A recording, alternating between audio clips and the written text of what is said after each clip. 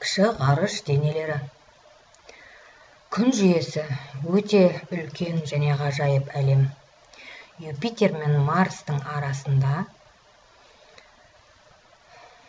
тас кесегінен не металл араласқан тастан тұратын кіші ғарыш денелерінен құралған белдеулік бар. Ол астероид белдеуі деп аталады.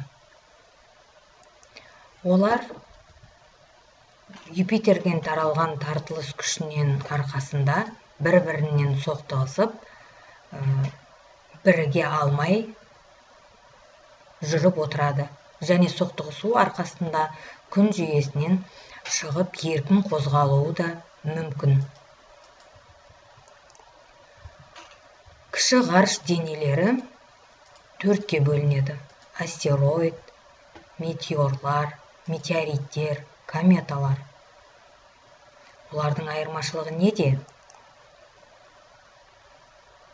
Астероид аспан ғарыш денелерінің ең ірісі.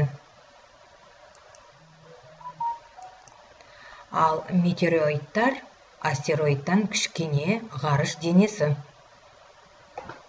Тас кесегінен не металдан тұратын ғарыш денесі.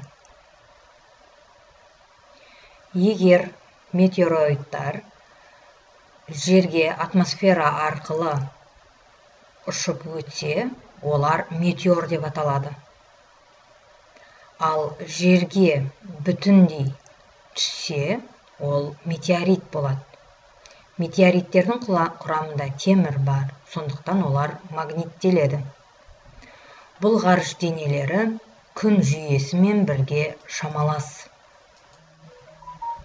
Юпитерден бастап үлкен алпауыт мұздықтар тұрады. Және олар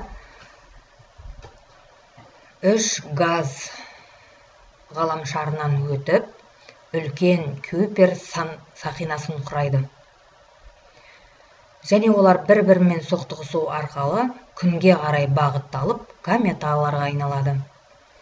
Күннің қызуынан олар аздап ери бастайды да, ізінде әдемі құйрық сияқты із қалдырады.